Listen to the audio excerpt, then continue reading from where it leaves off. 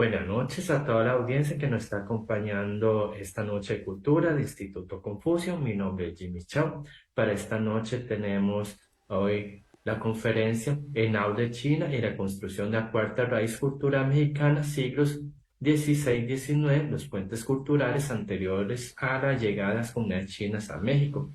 Para esta noche de cultura tenemos como conferencista al maestro Frederick Awich.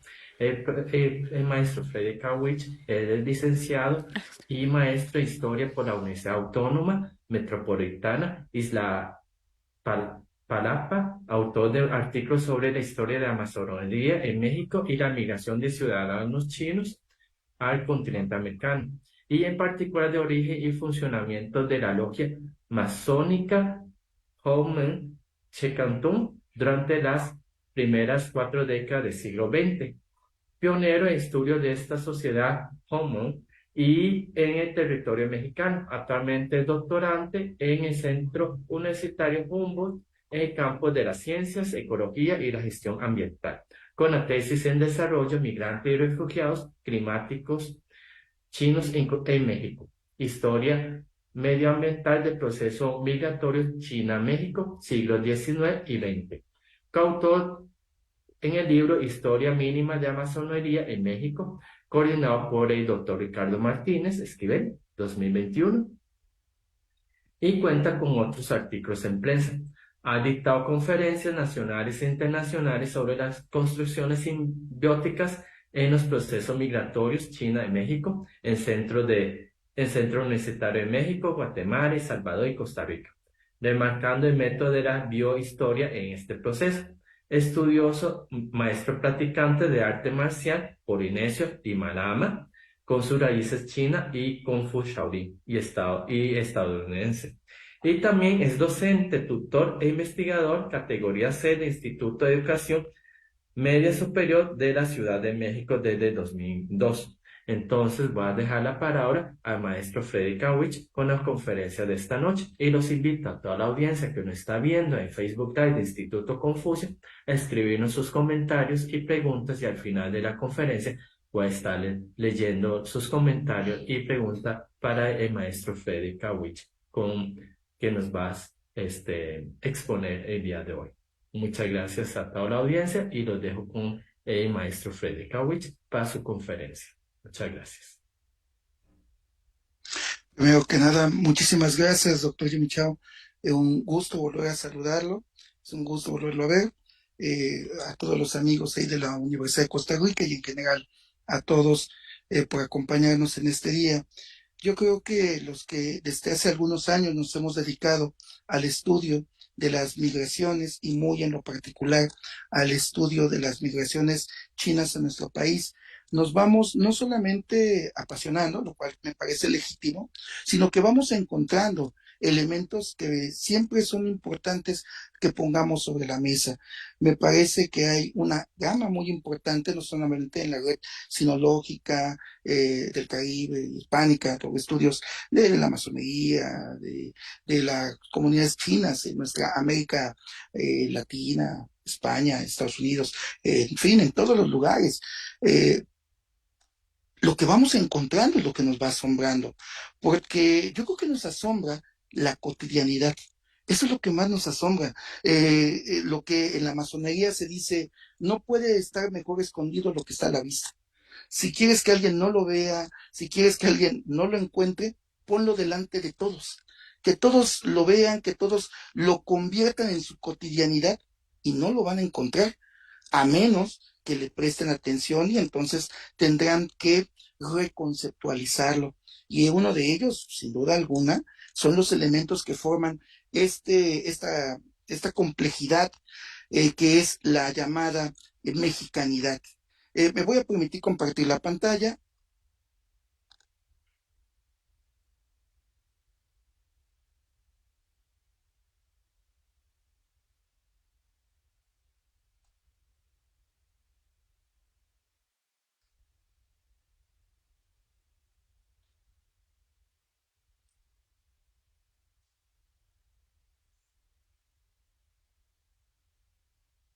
Ya se está abriendo. Muy bien. Aquí estamos. Entonces vamos a, desde el inicio. Bueno, primero que nada, agradecer antes que nada, al Instituto Confucio de la Universidad de Costa Rica por esta oportunidad de poderles compartir algunas reflexiones, algunas ideas que se han ido desarrollando, tanto por parte mía como por parte de algunos amigos, el estudio cultural de lo que va a ser el desarrollo de las migraciones.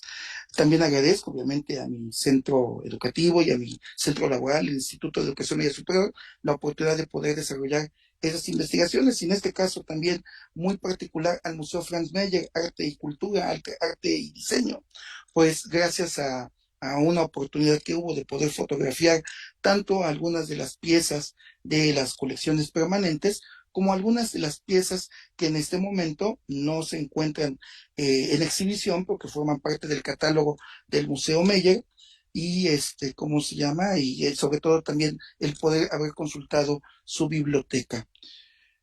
Bueno, primero que nada, la NAO de China, la construcción de la cuarta raíz cultural mexicana. Debemos de entender que una vez que se alcanzó la independencia de México durante el siglo XIX, algo que se planteó, y por supuesto que se planteaba desde tiempo atrás al mismo movimiento independentista, era el cómo podernos definir, cuál era nuestra identidad. Una identidad que tenía que tener un sentido. Y es que la identidad por sí misma es esta que da rasgos únicos y que nos identifican en diferentes latitudes del mundo.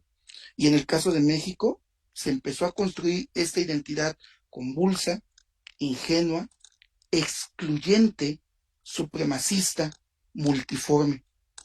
Una que defendió durante y ha defendido durante mucho tiempo una palabra totalmente fuera de lugar y que solamente debería ser ocupada en el campo de la biología, y que es la palabra mestizo o la mestización, y que veremos un poco este daño que puede estar ocasionando el que continuemos utilizándola de manera tan cotidiana. La identidad, la mexicanidad es una respuesta, una interpretación que refiere el conjunto de características culturales, históricas que visibilizan la identidad y el ser de los mexicanos, de México, como una nación. La mexicanidad es un complejo amplio y complejo, pues lo más complejo de la propia mexicanidad es que es móvil, no se queda estática como ninguna identidad de ningún país, de ninguna nación, por mucho que sean los intentos del discurso nacionalista, ninguna identidad se queda quieta y constantemente se modifica. Es el caso de por supuesto, la identidad. Algo que debemos de entender que la identidad es multicultural, con una geobiología bastante diversa, y cuando me refiero con esto, es que las identidades también están relacionadas con la amplitud de las poblaciones que van a estar siendo parte del discurso de esta mexicanidad. El caso mexicano, con sus casi 2 millones de kilómetros cuadrados, con un número bastante amplio de comunidades anteriores a la llegada de los grupos europeos a este país, y dije grupos europeos, no estoy hablando del grupo europeo como una unidad. Esa es una de las cuestiones que también tenemos que estarnos quitando constantemente. No es el español, son los diferentes grupos que formaban lo que se está llamando España. Entonces, desde ahí empezamos a entender cómo se relaciona el espacio, la multiplicidad del espacio con la multiplicidad de las poblaciones que en ella van a convivir, y que hoy una identidad se puede estar asociada con un elemento deportivo y también se puede integrar a otros movimientos de, por ejemplo, la búsqueda del respeto de la diversidad del género, entre otras muchas cosas más. Entonces, la identidad es ante todo una construcción cultural, inclusiva y excluyente. Y esa es probablemente una de las paradojas más complejas. O sea, la identidad puede darnos la oportunidad de decir soy parte de, pero no necesariamente la identidad como la puede estar transmitiendo o controlando otro elemento, te puede estar aceptando. Chabela Vargas, una cantante de origen costarricense, dijo en alguna ocasión, los mexicanos nacemos donde nos da la regalada gana. Pero yo me pregunto, ¿realmente todos la reconocían a ella como mexicana? O sea, es decir, realmente la otredad dominante recibe a una otredad que se convierte en parte porque absorbe algunos de los elementos, es complicado. Para poder entender un poquito más de esto, también tendríamos que ir un poco a lo que es un texto clave de 1958 del doctor Edmundo O'Gorman, en donde, de manera general, en el libro La invención de América, él nos da una clave que no debemos de perderla. Ante todo, América fue concebida y comprendida por los europeos durante el proceso de exploración y conquista a través de su análisis riguroso de ellos, de los europeos. Entonces, O'Gorman, sobre todo nos regresa a la parte de que América no es una geografía, América es una cultura y que está construida a partir del discurso de la otredad europea. En 1958, el doctor O'Gorman me parece que fue uno de los pioneros y el punto de arranque de esta comprensión de la multiplicidad. Y esto debe de venir muy acorde porque debemos recordar que hacia los finales del siglo XIX, en 1780, el padre Francisco Javier Clavijero fue de los primeros con esta historia antigua de México que va a hablar de que sí, va a empezar a hablar de la mexicanidad, pero su inclusión es el europeo y el indígena. México es lo que está en la mano del europeo y lo que está aportando el mundo de lo indígena. Entonces, desde ahí ya estaban poniendo muchas limitaciones, porque no debemos olvidar que hay una inclusión tardía de la afrodescendencia en la historia de nuestro país. La afrodescendencia todavía vendrían años posteriores para que ésta fuera reconocida como parte de la construcción de la mexicanidad. Todavía se la había visto como una parte netamente ornamental. Incluso, déjenme recordarles algo que yo viví hacia los años 70, cuando yo era un joven estudiante de primaria. Y les voy a platicar muy rápidamente una historia. Uno de los próceres de la independencia de México es el general Vicente Guerrero. En esta imagen del periódico El Heraldo de los años 1981, vemos al general Vicente Guerrero despidiéndose románticamente de su amada. Él ya se va a la lucha. Vemos sus características muy de acuerdo a lo que se les llamaba los gachupines de la época de esta lucha independentista. Nada más un pequeño detalle. Vicente Guerrero era afrodescendiente. Vicente Guerrero sí había llegado con estas comunidades de esclavos negros que habían sido incorporados a la vida de México y que por la medio de la esclavitud del lado izquierdo vamos a observar una imagen un tanto más realista de cuál sería la cara de Vicente Guerrero. Y si recuerdan ustedes la imagen que hace un momento les puse, pues en realidad dista bastante esta idea europeizante de un Vicente Guerrero y todavía en los años, principios de los años 80 en México, y pues cuál era la imagen real, o sea, hay un problemita y de hecho en el gobierno mexicano, en algunos afiches recientes, todavía le cuesta seguir entendiendo lo que es la pintura de una identidad desde lo que es una persona afrodescendiente y vemos ahí ciertas características que no corresponderían a la imagen de Vicente Guerrero.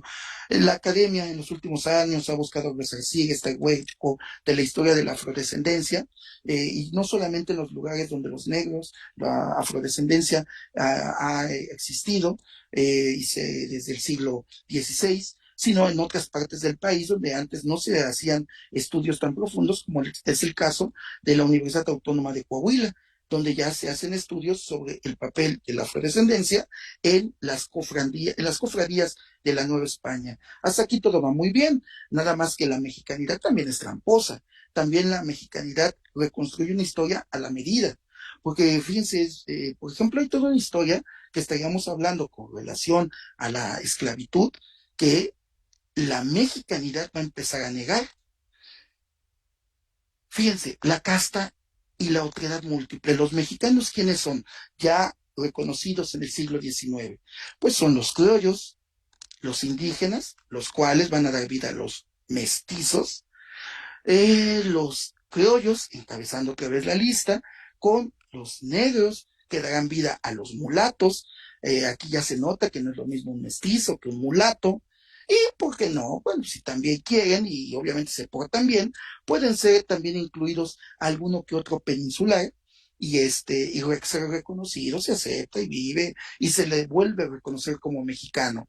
Y entonces ya en el siglo XIX ya tenemos el álbum de estampitas completo.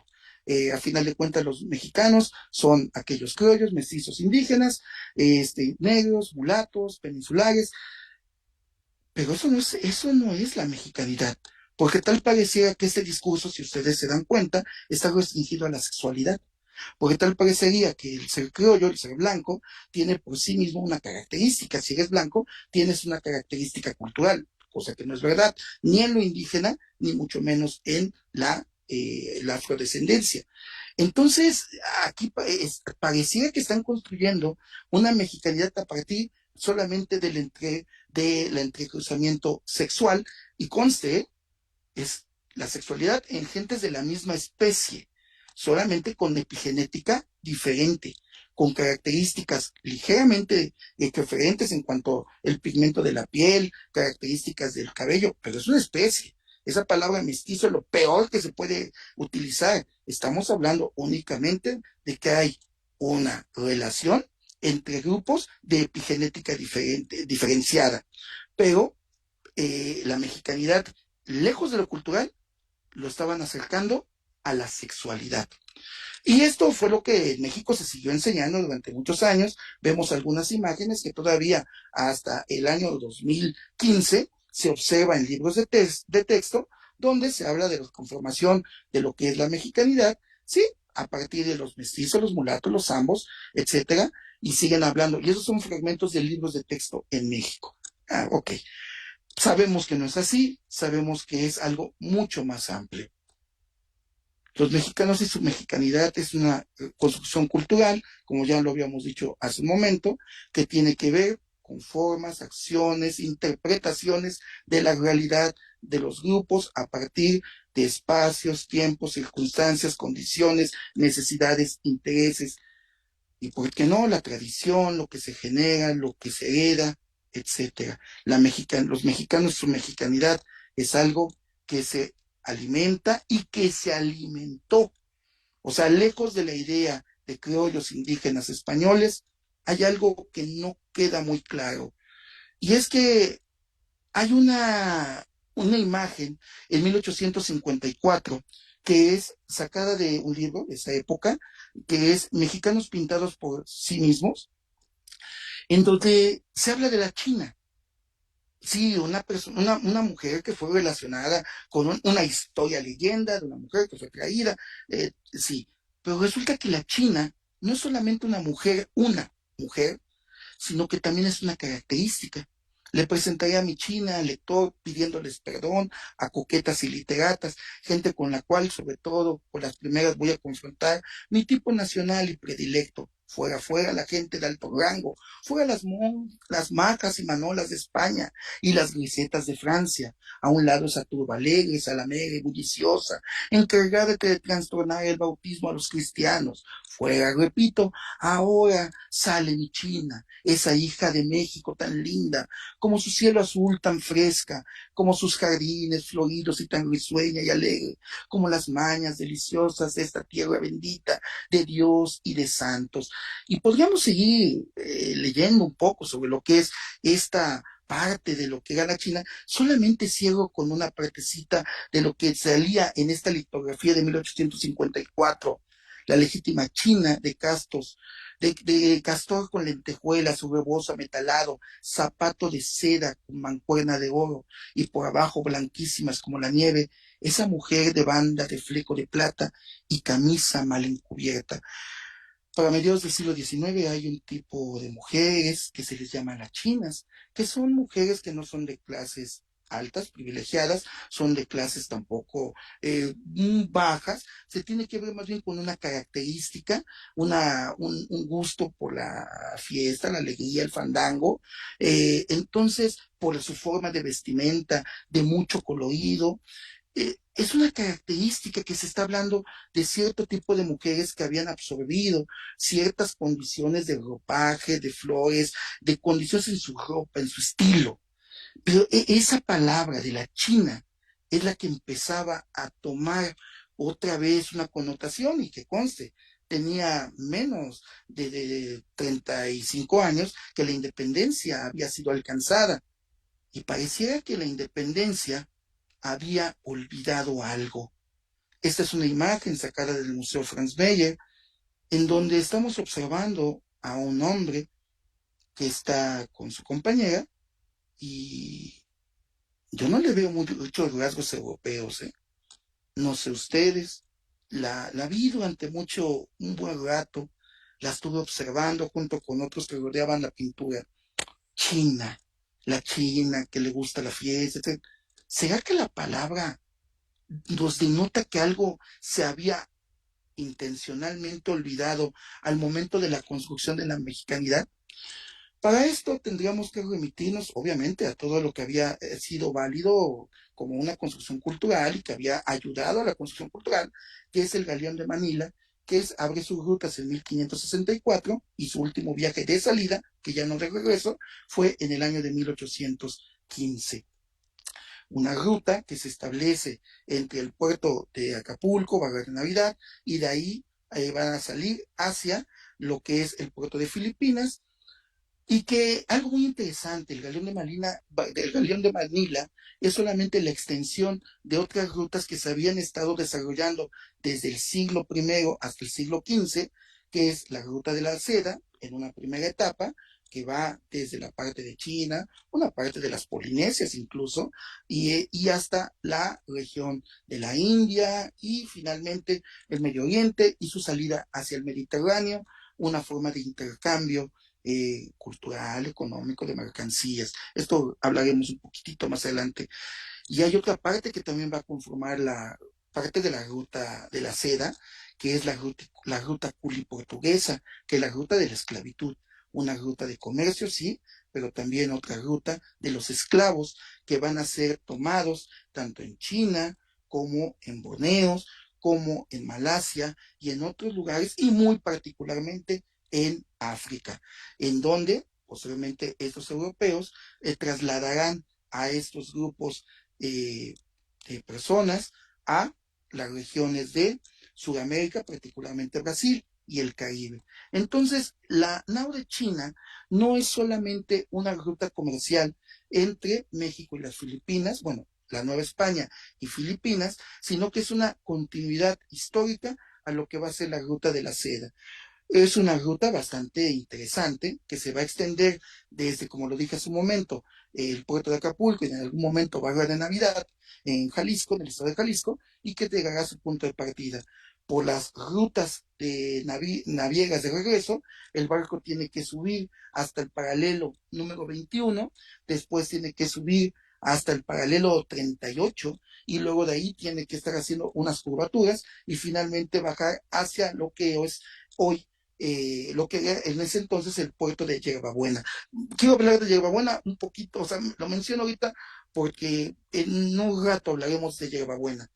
Entonces ya después el barco regresaba, llegaba hasta la península, ahí en Ensenada, bajaba y nuevamente hasta Acapulco. Un año normalmente era la travesía de este barco, del que otros han hablado, me parece que formidablemente, los galeones españoles de este siglo XVI al siglo XIX, son barcos de una gran capacidad de la época. Exactamente, hay mucha discrepancia con relación a la capacidad que podían tener estos barcos. Algunos hablan de poco más de 50 a 70 y casi 100 toneladas de mercancías, pero también dependía del barco que se estuviera hablando, ya fuera el Nao de China, el San José o Nuestra Señora de la Concepción o el Santana. Eh, Dependía mucho, pero eran barcos de una triple vela, como lo vemos aquí, un calado bajo la línea de flotación que daba mucha estabilidad al barco y mucha velocidad. Entonces era un barco muy, muy especial para lo que era la ruta de comercio, además de que obviamente también con una capacidad de autodefensa ante el posible ataque de los piratas. Ya todos lo sabemos que ya lo que traía este barco, sabemos que traía especias, sabemos que traía artículos ornamentales, cajoneras, biombos, tela, alfombras, etcétera, todo lo que se podía estar trayendo, y pues también sabemos de la porcelana china que se traía en grandes cantidades y que bueno, será tan requerida que incluso México tuvo que desarrollar una forma propia, que es la llamada talavera en la ciudad de Puebla, y otras formas de porcelana que recibirán otro nombre. Porcelana es China, pero aquí en México por lo menos será talavera. Las cargas ornamentales, entonces especias, pero también traían trabajadores. Y otra cosa, también traían esclavos y también traían cultura. Y eso es de lo que poco se habla en ocasiones de la nao de China. Traía trabajadores, sí, traía trabajadores artesanos especializados, pero también traía esclavos. Y por supuesto traía cultura, y eso lo vamos a hablar en un momento. La distribución del galeón de Manila no dista mucho de lo que van a ser tanto la distribución de carga por debajo de la línea de flotación y lo que es la ocupación de personas en las partes medias del barco, que si ante un posible ataque de un corsario, de un pirata, algún impacto de un cañón, pues lastimaría a las personas que estarían en la parte media, pero no pondrían lo más valioso, entre comillas, que sería la carga del galeón. Hay esta imagen que me fascina, que está tomada de algunas referencias hacia lo que es el desembarque de algunos de estos navegantes en el puerto de Yerbabuena. Esta imagen, que es una que está haciendo referencia a un español, estamos viendo que la mayoría de la gente que bajaba después de esta travesía tan larga venían normalmente enfermos de escorbuto y tenían que darle enormes cantidades de cítricos que ya estaban sembrados en California. De ahí la importancia, entre otras cosas, del puerto de Yerbabuena. Ahí había los cítricos suficientes para que algunas de esas personas pudieran recomponer su estado de salud. Pero ¿quién venía cargando los belices de la mujer española que está bajando del barco? Vemos a la servidumbre asiática que está en la parte del frente y vemos en la parte de atrás eh, al hombre con su sombrero de cultivo, a un chino que están bajando. Esto es muy importante porque algo que vamos a entender es que la nao de China fue capaz de poder formar microcomunidades que no tuvieron un impacto tan grande como se hubiera pensado en algunos lugares donde eran los puntos de arribo del galeón de Manila: Yerbabuena, San José del Cabo y Acapulco. En esos lugares se forman microcomunidades, no solo de chinos, eso sí también quiero aclararlo, se van a formar de gente que venía de Oriente. Se habla de malayos, se habla de algunos japoneses, aunque llegaban, no eran grandes grupos, eran muy pequeños, pero finalmente estaban empezando a arribar. La comunidad que en esta se desarrollaba tenía una vida propia, desarrollaba algunas prácticas de algunos juegos que también los españoles ya desarrollaban, como el caso de las peleas de gallo, el bordado, el entretejido de redes. Esto es lo que se estaba llevando, y un intercambio no solamente entre gente de una latitud, sino de diferentes lugares del oriente que la nao de China había acercado a nuestro país. Yerbabuena es muy importante. Esta imagen es de 1837, cuando todavía este territorio pertenecía a México. Esta imagen es interesante porque además de que sí vemos una vitalidad del puerto, que no solamente es del propio Galeón de Manila, sino de que eran puntos de intercambio de mercancías a nivel litoral, desde el puerto de Acapulco, incluso hasta Perú. Están documentados que algunos barcos del Virreinato de Perú llegaron a tener contacto con el puerto de Yerbabuena, el establecimiento de un cantón que se da en esa zona en 1848. Es un punto que fue tomado rápidamente por el ejército de Estados Unidos durante esta guerra que tuvo México en esta primera mitad del siglo XIX. Pero lo que me llama la atención es esta imagen que encontré en la biblioteca del Congreso hace poco más de un año, y es una imagen en donde básicamente están retornando algunos soldados y están retornando de México, están peleando en el frente mexicano, y algo llama la atención. Es un soldado estadounidense que está observando cómo vienen estos soldados de pelear, y algunos que hemos trabajado con la imagen nos llama la atención estas dos figuras que vienen en la parte de atrás. Esta es de una publicación de Yerbabuena en 1848. No puedo asegurar que son asiáticos, pero los rasgos del dibujo llamaron mi atención, muy particularmente la persona que está hasta la parte de atrás, el sombrero del que viene en la parte delantera, ¿sí? Y yo me hice una pregunta muy sencilla. Bueno, ¿quién cargaba todos los aditamentos de guerra del ejército de los Estados Unidos durante ese periodo? ¿Cómo podían haber servido a algunos ciudadanos, algunas comunidades? Eso quedará para una investigación posterior. No podía dejar de llamar la atención en esta caricatura de la Biblioteca del Congreso. Obviamente hay una cultura que se obvió cuando vino la nao de China y sus constantes viajes. En México, la pelea de gallos se convirtió en una actividad recurrente. Sí sabemos que la trajeron los españoles, pero venía constantemente marcada en la porcelana de origen chino que descendía del Galeón de Manila.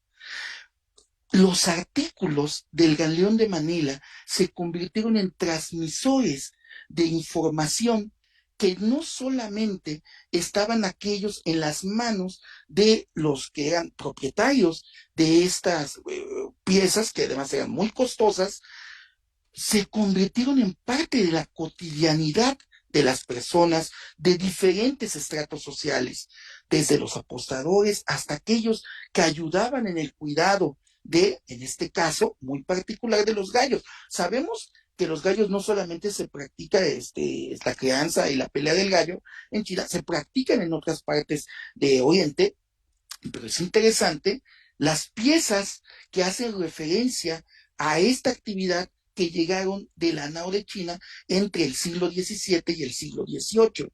Estamos viendo constantemente esta referencia a la crianza y a la pelea de gallo. Incluso hay un biombo que tiene en su parte derecha inferior a un grupo en una parte china. La verdad es que no le extiendo porque esa imagen tiene un derecho de autor, y ya en alguna ocasión también una doctora había hecho una excelente conferencia con relación a los biombos. Solamente lo que hago es aquí llamar la atención de lo que es en la parte de abajo una pelea de gallos que se está llevando a cabo. Están los soltadores, nada más de que esta pelea no se está llevando a cabo en México, no es una estampa mexicana. Esa estampa es del Oriente. Pero junto, además de con otras actividades, pues todos sabemos que llegó la pirotecnia, que están relacionadas con la cultura, con la historia de China. Pero fíjense, en las piezas del Galeón de Manila llegaba también lo que era la práctica de la pirotecnia. En este junco, este tazón que está en la parte de abajo, costó un poco de trabajo, gracias a unos amigos del Museo Franz Mayer, me dieron la explicación de lo que era este movimiento, estos rayos que están en movimiento con esta parte circular, que correspondería una parte del tazón a un dragón el otro a un fénix y una luz que está girando alrededor. Es una manifestación de pirotecnia, que en la parte de abajo hay una flor luminosa. Es parte de lo que ya estaba llegando. Pero no solamente en eso, en otras piezas también la misma imagen se volvía a reproducir. La pirotecnia estaba impregnada y estaba plasmada en las piezas que estaban llegando. Y otra vez, ya no era parte solamente de la otredad dominante, también de la otredad que estaba en la parte baja. La cultura china seguía llegando a nuestro país y, por supuesto, no podemos imaginar en México una fiesta de independencia o una fiesta en general sin el uso de la pirotecnia.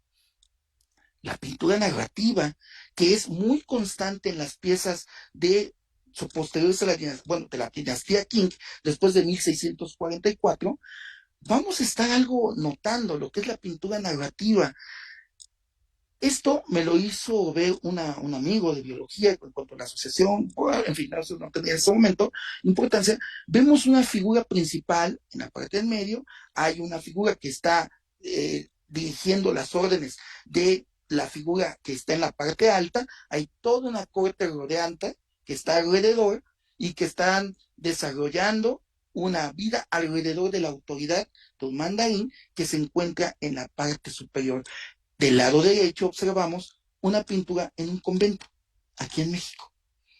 Y si notan ustedes, esa pintura narrativa tiene una asociación. Por lo tanto, yo no estoy afirmando, por supuesto, que esta forma de pintura que se estaba desarrollando en los conventos del siglo XVII mexicano necesariamente será una reproducción de la pintura china que están en estos jarrones, pero sí, sin duda alguna, hay una convergencia que llama la atención, porque esa convergencia la vamos a seguir viendo tanto entre lo que es, en este caso, pinturas, por ejemplo, del tipo de flores, lo que es la cantera en partes de China, incluso el, la similitud con la cantera que se utiliza en parques mexicanos, muy particularmente lo que es la Alameda, que por cierto va a tener su desarrollo como un parque hacia el siglo XIX. Algunas piezas todavía mantienen cierto aire de lo que van a ser estos pareciera intercambios culturales. Ya lo hemos sabido, lo sabemos hace mucho tiempo, las flores con la talavera poblana, la porcelana, obviamente flores que aquí no había en México, llaman la atención, no habían en México, que llegaron con posteridad, crisantemos, lis y otro tipo de flores que van a estar llegando y que empezarán a sembrarse con el paso de los años. Los biombos, sí, ya esto se ha hablado mucho, pero cómo se habían convertido en parte de la vida cotidiana en los conventos, en las casas, para poder llevar a cabo las confesiones o poder dividir a una persona que estaba enfermo, que necesitaba algo de privacidad. O sea, los biombos no solamente estaban en la casa de aquellas personas de ciertos recursos económicos. Perdón. ¿Cómo les gusta el mango con chile o sin chile? Obviamente en México todo el mundo les va a pedir que un buen mango con chile estará más que sobrado. En la parte izquierda vamos a ver un plato que corresponde a años recientes, sobre todo del maoísmo, en la época del periodo del presidente Mao en China, que tiene algo que ver con el Día del Mango, pero en la figura del medio, ahí estamos observando un platón en donde hay figuras de mango como una planta, una fruta bastante importante, rodeada por estos crisantemos que están en la parte baja. Las flores chinas otra vez, ¿no? Todo lo que es la alfombra, los bordados, las pinturas. Y sin embargo, se estaban usando en México. Y se empezaron a bordar en México también. Pero no solamente desde las casas, grupos dominantes, sino que también en la cotidianidad de aquellos que se estaban llamando formas de la identidad mexicana a partir de sus vestimentas. Estas flores, que otra vez no son de origen mexicano, estaban apareciendo y convirtiéndose en símbolos de la mexicanidad. ¿Cómo llegaron estas flores? Pues realmente fue muy sencillo. Las porcelanas como tal tenían una característica, era muy resistente a la humedad, se cerraba con cera, era muy hermética, aislaba la humedad y cuando se sacaban los productos no venían limpios, venían con una muy importante carga de esporas, sobre todo aquellas semillas, aquellas especias que van a tener convivencia con zonas de flores de China. Esto después tengo que explicarlo un poquito más. A final de cuentas, en México se estaban dando sincretismos. Eso es lo que la NAO de China estaba ayudando a construir desde diferentes maneras. La China que se estaba conservando allá, la continental, estaba llegando a México con los objetos y se estaba haciendo parte de la mexicanidad, de la identidad desde abajo, con sus coloridos, con sus formas, sus tejidos, sus listones. Pero esto no tenía nada de extraño. Las casas en las aristocracias y que estaban siendo limpiadas por estas mujeres que vemos en la parte de la imagen del lado derecho, que es una ampliación de la del lado izquierdo, que está observando a la dueña de la casa, sus hijos en la parte de abajo y en la parte de frente, donde está la pared con las imágenes religiosas más importantes, justo en la parte de abajo, a un lado de la Virgen de Guadalupe, un jarrón chino. Sí, sabemos que era un ornamento, pero ocupaba un espacio importante y estaba siendo observado, estaba siendo copiado, aunque nos cueste trabajo y todavía entenderlo. Para empezar a concluir, pues ya nos hemos alargado bastante. A mí me llamó mucho la atención la película de 1949, Café de Chinos, en donde el actor Carlos Orellana se disfraza como chino en esa película, pese a que se llama Café de Chinos y que habla sobre un chino que da albergue a una mujer que tiene problemas, va a tener un bebé, ha sido abandonada. El actor principal es un mexicano caracterizando a un chino que al final terminará abrazando la mexicanidad a partir del guadalupanismo. Simpson, en su obra, nos recuerda algo. México no es México. Son muchos Méxicos y más aquellos que se han estado construyendo desde el elemento cultural. La nao de China no fue un barco que iba y venía en línea recta, así como su ruta de 1564 al 815 tenía que dar una serie de zigzags para poder llegar a nuestro país. Así fue la formación de nuestra cultura a través de los sincretismos, no solamente con el mundo del indígena, no solamente con el mundo de los afrodescendencias, sino por supuesto con el mundo oriental. México debe entender su orientalismo desde su gastronomía, desde las partes que van construyendo incluso espacios visuales.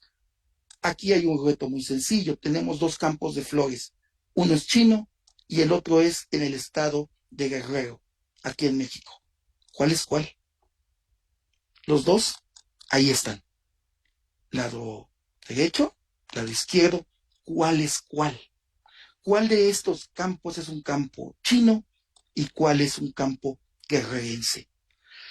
Obviamente la NAO de China trajo formas de trabajo, formas de interpretación, formas en las que se percibía, se reconstruía la realidad cultural y la absorbían y que tenía muchísimo de su propia raíz, desde la religión y que también aquí en la religión entró, desde las capas bautismales que se están utilizando en las iglesias, en la cotidianidad de las casas, que hasta el día de hoy algunas piezas se conservan con mucho valor. Vemos en estas películas de cine mexicano que el orientalismo está más vivo que nunca, que el orientalismo, donde está ese sacerdote que está platicando con una familia, esta imagen que tiene atrás, si se dan cuenta, es un gabán, es una especie de capa que está colgando de ahí donde están las fotografías. Y la imagen de la parte del medio es otra imagen que tiene que ver más bien con un pintado chino. Me parece que las similitudes son más que evidentes. Una familia que está buscando un tesoro, en la parte de atrás está un jarrón y que tiene enormes similitudes con jarrones que se exhiben en el Museo Meyer. Por supuesto que también llegaron ideas del taoísmo, no es el momento, no es lo que me interesa solo en transmitirles, pero estaban entrando, estaban llegando y alguien las estaba interpretando. La Nao fue un espacio de vitalidad cultural, no solamente por las piezas que trajo, sino por todo lo que estuvo aportando desde los recursos, desde los materiales que transitaba, que ayudaba a transitar, y las personas que lo interpretaban a su realidad desde los diferentes estratos que formaban a nuestra mexicanidad. Y el orientalismo ahí está. El orientalismo en el estampado, en el uso de la papelería, incluso más allá en las fiestas religiosas de las zonas de Guerrero, de Puebla, en la talavera que se puede conseguir en el estado de Puebla y en otros lugares, que ahí está. Y esto, por supuesto, que no es una única raíz indígena, ni española o de la afrodescendencia. Por supuesto que tiene un sello, por supuesto que tiene una raíz. Así que sin importar el espacio, esta raíz que ha sido negada durante todos estos más de 150 años después de que se estaba reconociendo la negritud como parte de nuestras raíces culturales, todavía hay esta resistencia a observar cómo el orientalismo es parte de nuestra identidad y muy en lo particular rasgos de la cultura china. La identidad no es un elemento sexual, es un elemento que se construye, deconstruye, va y viene como el hilo lacre que mencionaba alguna vez Pito Pérez. Las raíces hay que observarlas. Si queremos, ahí están. Nada más tenemos que prestarles atención. Son tan cotidianas que no las vemos y que hoy, por cierto, la globalidad amenaza con eliminar. Yo estoy convencido que el día de hoy hablar de una identidad es muy complicado en estas grandes aldeas globales que se están formando. Algunas, sin duda alguna, las veremos desaparecer o las veremos diluirse y solamente pues, se quedarán en la memoria de la academia, pero sin duda alguna ahí están y seguirán estando presentes. Esta imagen, este cuadro, me parece que nos dice mucho más de lo que el simple cuadro nos está hablando de estos campesinos que regresan del campo. Así pues, no tengo más que agradecerles a esta charla que ha sido el resultado de esta búsqueda constante de seguirnos entendiendo quiénes somos y no para diferenciarnos de los demás, sino para enriquecernos. Si algo nos ha traído el estudio de las migraciones es que entender la migración nos hace ser sensibles a la visibilización, no nos permite, no nos damos el lujo de la intolerancia y nos abre a mundos que cada vez por su complejidad son bastante apasionantes y, permítame decirlo, incluso bellos. Muchísimas gracias.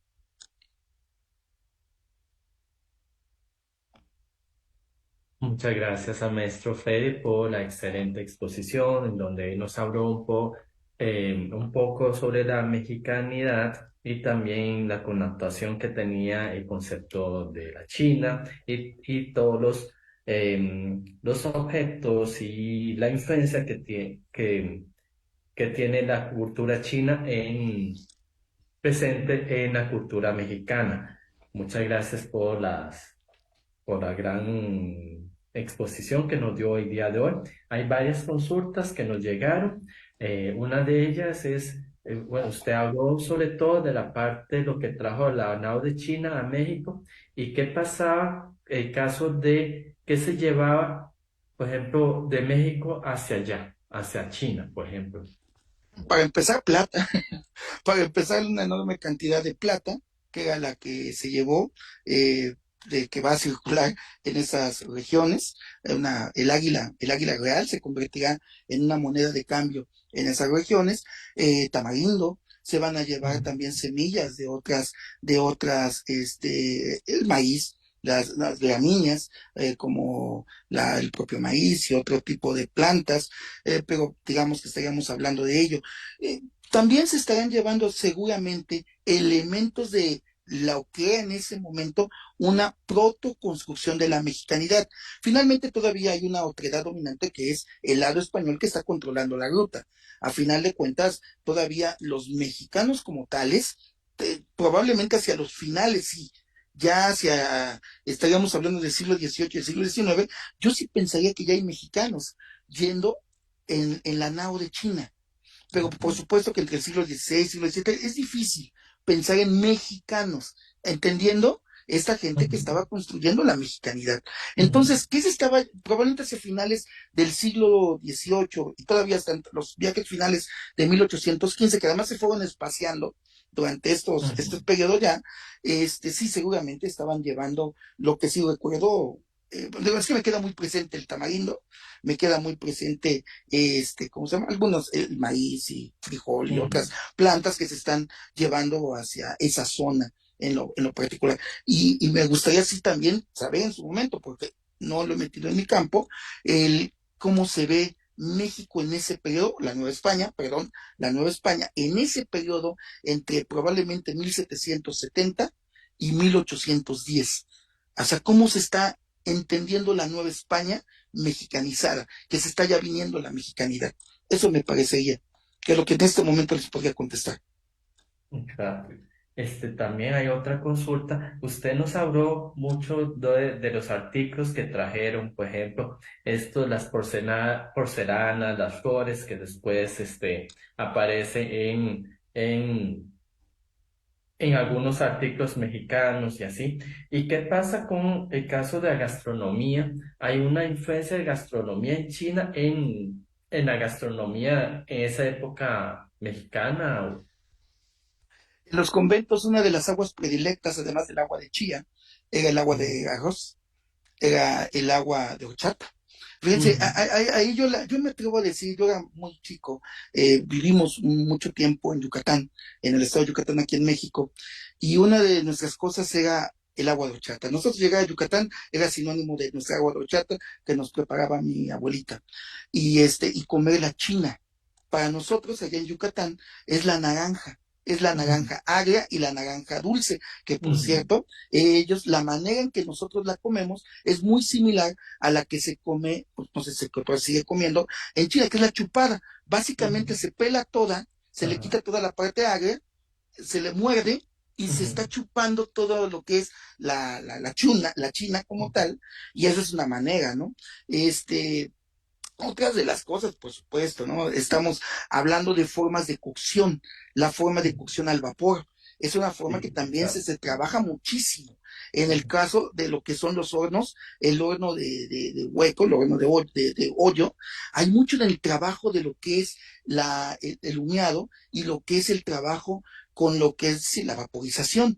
Entonces, hay esas características que se están empleando y que ya empiezan a ser parte de este sincretismo alimentario, de este mestizaje terriblemente llamado así, pero todavía en el alimento sí cabría, no a nivel sexual, pero bueno, por lo menos un plato de mole con un ujú, ujú. arroz cocido o los pucheros que se están utilizando como una manera cotidiana de alimentación en ciertos lugares de nuestro país. Entonces sí, la gastronomía empieza. Hay unos tipos de calabaza que solamente se conseguían en China, que es un tipo aplastado Ujú, de sí. calabaza, que es la calabaza china, precisamente, Ujú, y que no se pueden entender los pucheros en la región del sureste mexicano si no es con esa calabaza, por el sabor. Es un sabor mucho más penetrante, no es ujú, una calabaza tan dulce como la que se utiliza en la gastronomía del centro del país. Entonces, sí, por supuesto, hay una enorme cantidad de elementos gastronómicos que vamos a estar identificando y sobre todo con algo. Hay dos alimentos que ahí van a estar presentes, en lo que es el cerdo y lo que es la gallina y el gallo. La Ujú, utilización para diferentes guisos, que son, además del pescado, por supuesto, ya ujú, el uso del pescado. Y hay un guiso que tengo cierto ahí de cómo se dio una mezcla bastante interesante que tiene que ver con los agridulces, que hay unos agridulces que se emplean también hacia la región del sureste mexicano, que habría, sobre todo los especialistas en el trabajo de la gastronomía, tendrán más idea de lo que es el capeado, fritura y es después estas mezclas con estos sabores fuertes y por supuesto también algo que nos trajeron, tipos de ají. Es decir, no todo el chile es mexicano, ¿eh? O sea, que ese es otro de los ujú, gritos ujú, nacionalistas que piensan, ¿eh? Que todo el ají, todo el chile, solamente es México. No, no es ujú. cierto, por favor. Eso sería también una de las cosas que así de entrada me gustaría, así poner de entrada. Hay muchas cosas más. También aquí hay otra consulta que nos dicen que, bueno, usted nos habló de las peleas de gallo, que es una tradición que se trajo de Asia, también los juegos pirotécnicos. Aparte de estas tradiciones, ¿hay otras tradiciones que llegaron a México desde China o...? Seguramente algunos tipos de dominó están emparentados Ujú. con el mayón.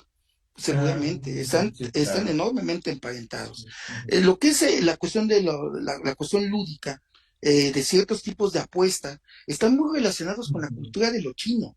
O sea, ujú, y por supuesto que no es ninguna crítica, porque sí, aquí hay que tener mucho cuidado porque los estadounidenses han tomado la cuestión, menos en Las Vegas, esa es otra historia, ellos lo han tomado el uso de la apuesta como un elemento de lo degradante.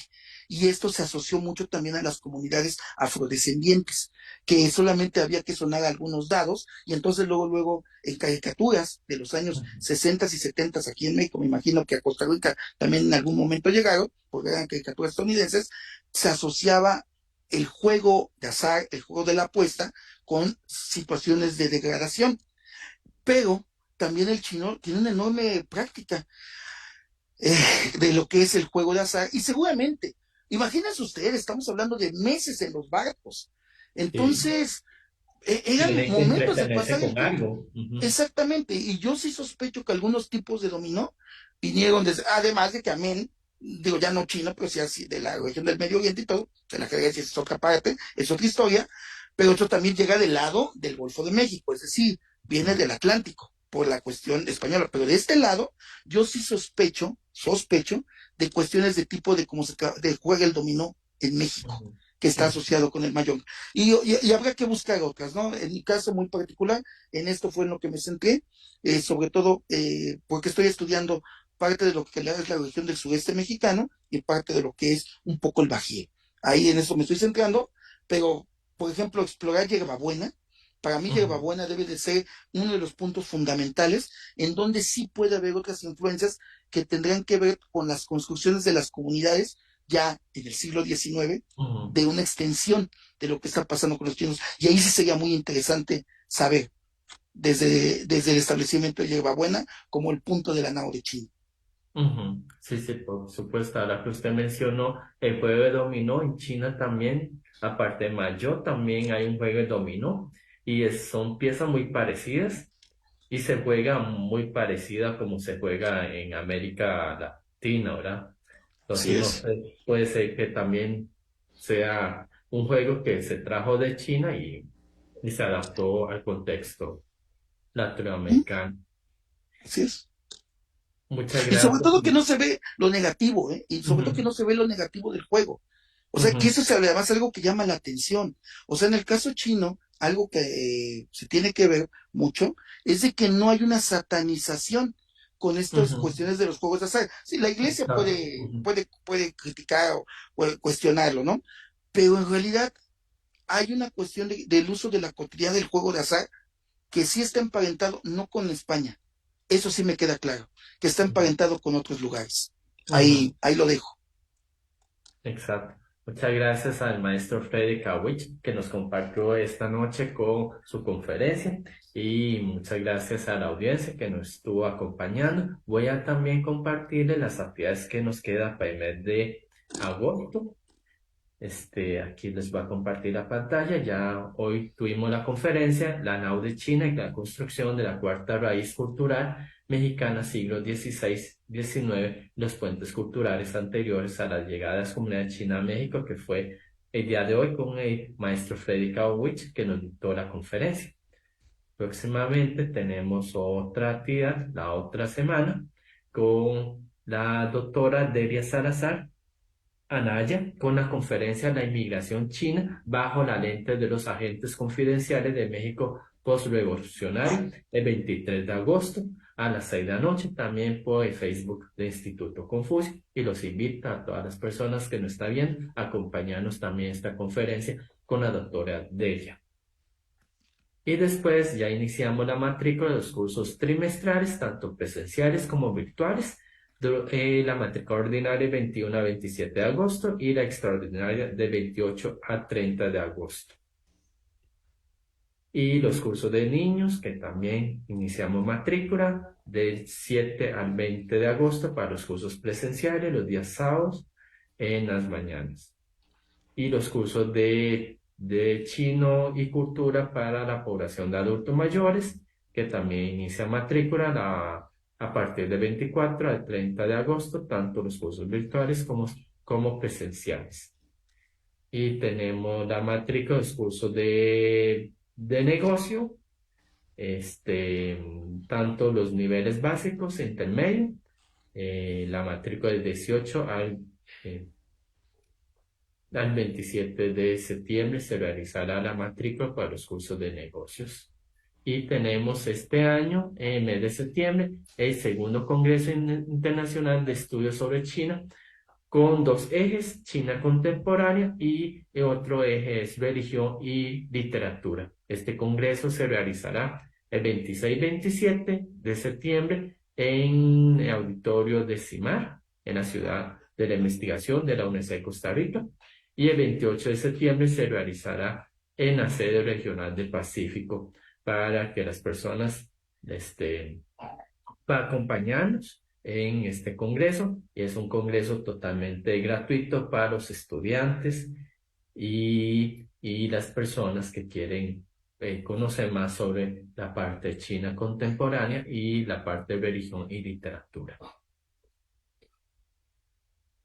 Y en noviembre tenemos otro congreso, que es un gran congreso internacional de Alada, es 17º Congreso Internacional de Alada, Asia y África y sus desafíos contemporáneos en el mundo globalizado. En este congreso tenemos varios simposios sobre China, sobre África, sobre Corea, y diversas temáticas relacionadas con Asia y África para que las personas también nos puedan acompañar el 20 al 24 de noviembre, que se realizará de manera presencial en las instalaciones de la Universidad de Costa Rica y también de la Universidad Latina de Costa Rica. Muchas gracias a todas las personas que nos acompañaron esta noche y muchas gracias al maestro Freddy Kowich que nos dictó la conferencia de esta noche. Muchas gracias y nos vemos la próxima vez.